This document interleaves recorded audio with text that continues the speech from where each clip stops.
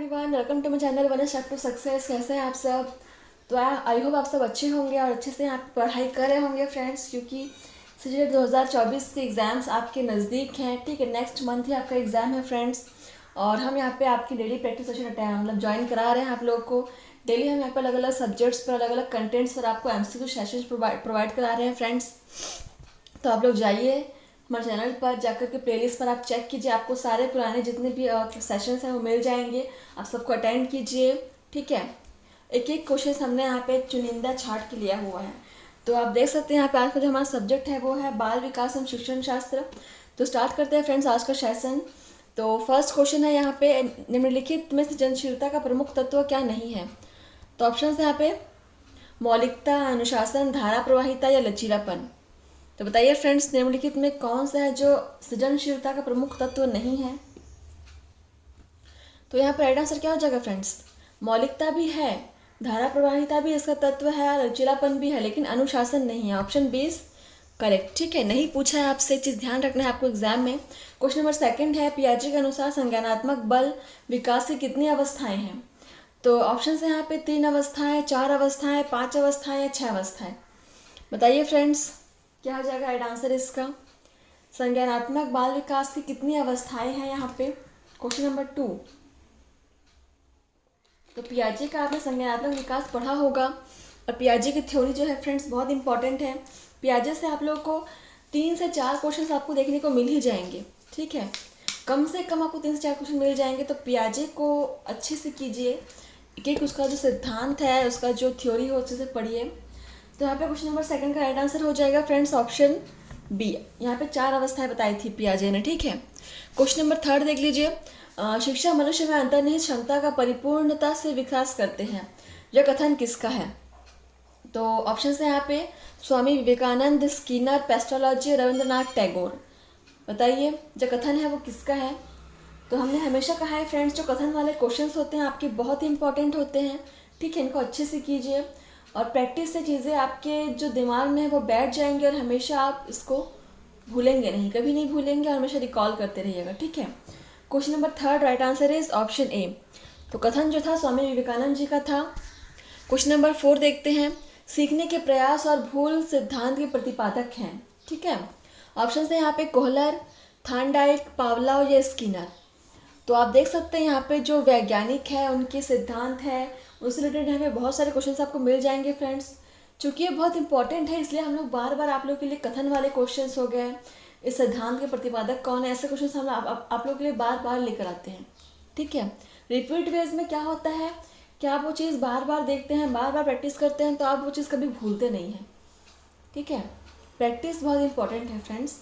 Question number 4 right answer is option B.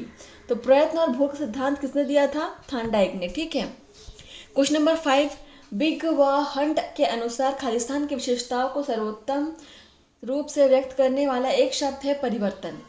तो परिवर्तन शारीरिक, सामाजिक और मनोवैज्ञानिक होता है। तो इनमें से क्या हो जाएगा? ऑप्शन है शैशवावस्था, बाल्यावस्था, किशोरावस्था या प्रौढ़ावस्था। तो किसकी विशेषताओं को व्यक्त करने के रूप में सर्वोत्तम शब्द हो जाएगा परिवर्तन? तो परिवर्तन जो है फ्रेंड्स यहाँ पे किशोरावस्था को व्यक्त करने का सर्वोत्तम शब्द हो जाएगा। ठीक है, option C is correct. Question number 6 देख लीजिए, एक बालक जिसकी बुद्धि लब्धि 105 है उसे वर्गीकृत किया जाएगा, तो आप उसे किस श्रेणी में रखेंगे फ्रेंड्स? तो ऑप्शन है यहाँ पे श्रेष्ठ बुद्धि, सामान्य से अधिक बुद्धि, सामान्य बुद्धि या मंद बुद्धि। 105 है उसकी बुद्धि लब्धि, तो आप ऐसे बालक को किस श्रेणी में रखेंगे? बुद्धि लब्धि का आप लोगों ने वो पढ़ा ही होगा जो टेबल रहता है। तो क्वेश्चन नंबर 6 का राइट आंसर हो जाएगा ऑप्शन सी, सामान्य बुद्धि बालक हो जाएगा। ठीक है, क्वेश्चन नंबर 7 है यहाँ पे, लॉरेंस कोहलबर्ग विकास के क्षेत्र में शोध किए जाने जाते हैं। तो ऑप्शन है यहाँ पे संज्ञानात्मक, शारीरिक, नैतिक या गामक। बताइए फ्रेंड्स क्या हो जाएगा राइट आंसर क्वेश्चन नंबर 7?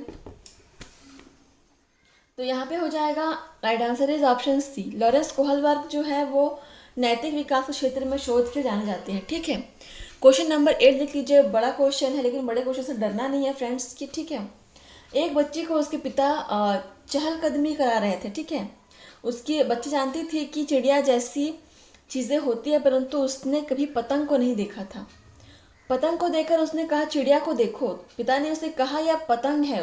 यह उदाहरण दिखाता है, तो यह उदाहरण किसको बताता है? तो ऑप्शन है फ्रेंड्स यहाँ पे सम्मिलन, समायोजन, संरक्षण या वस्तु का प्रदर्शन। बताइए फ्रेंड्स। जो बड़े क्वेश्चंस होते हैं उनको देखकर कई बार हम उन्हें छोड़ देते हैं, सोचते हैं कि बहुत बड़े क्वेश्चंस हैं, इनको पढ़ेंगे मतलब टाइम वेस्ट होगा, बट ऐसा नहीं है फ्रेंड्स।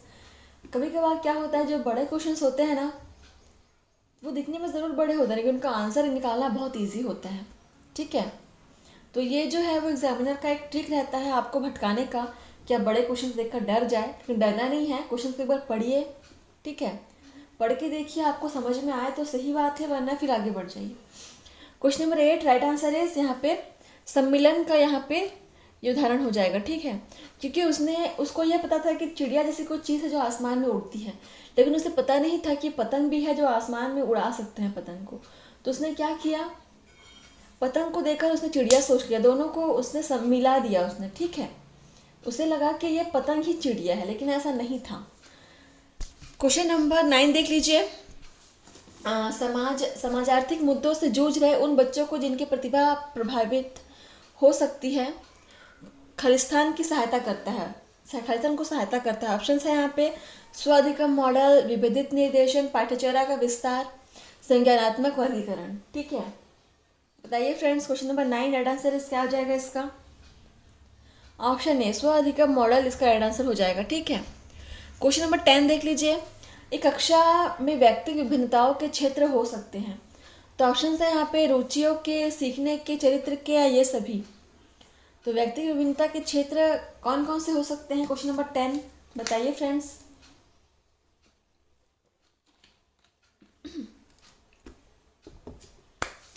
तो right answer is option D. यहाँ पे जो रुचियों के क्षेत्र हैं, चरित्र के क्षेत्र हैं, सीखने के क्षेत्र, सभी जो है व्यक्तिगत विभिन्नता में हो सकते हैं। ठीक है, क्वेश्चन नंबर 11 देख लीजिए। बुद्धि के द्विखंड सिद्धांत का प्रतिपादन किसने किया? ऑप्शन है स्पीयरमैन, थर्स्टन, गिलफोर्ड या गेने। बताइए फ्रेंड्स। बुद्धि के द्विखंड सिद्धांत का प्रतिपादन किया था स्पीयरमैन ने। ठीक है, option A is correct.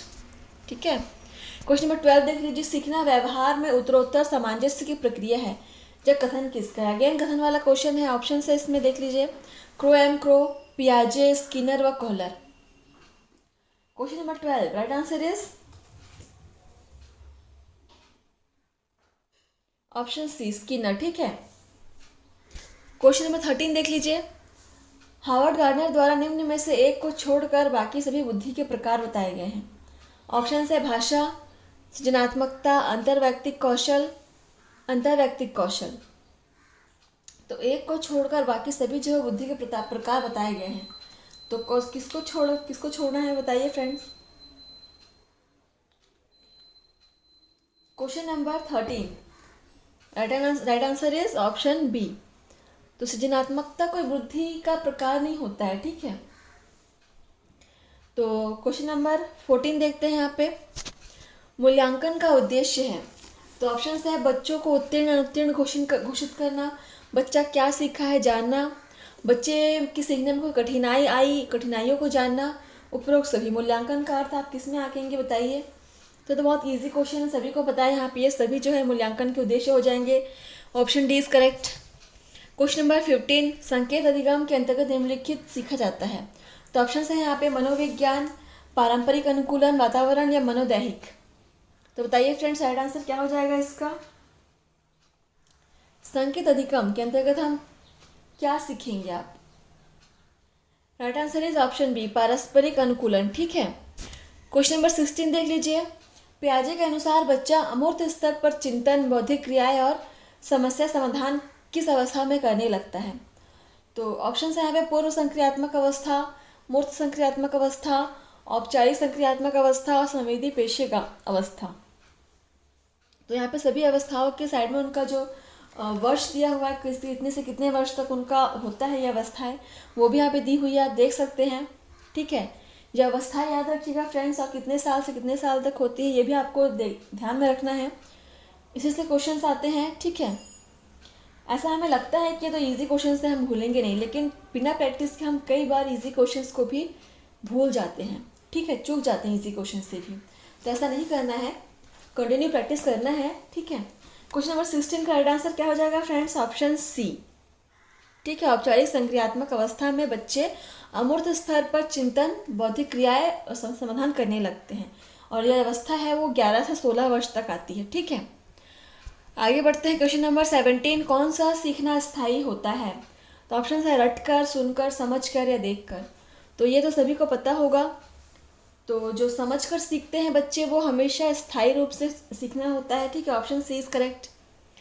Question number 18 है, यहाँ पर लास्ट क्वेश्चन है आज के सेशन का हमारा।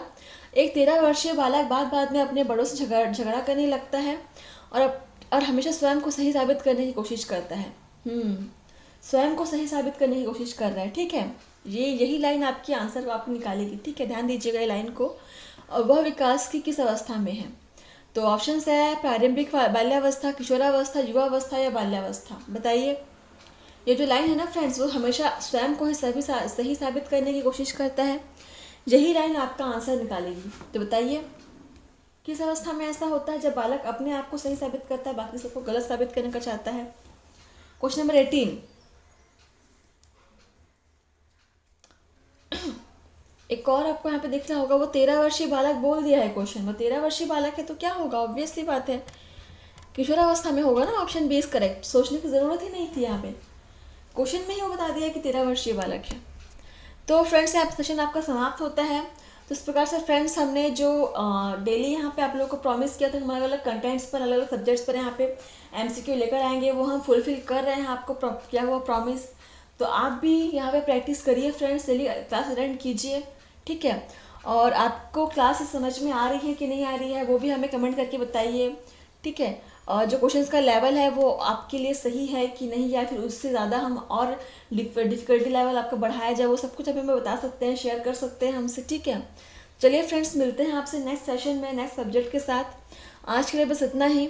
धन्यवाद, आप सब पढ़ते रहिए, मेहनत करते रहिए फ्रेंड्स, धन्यवाद।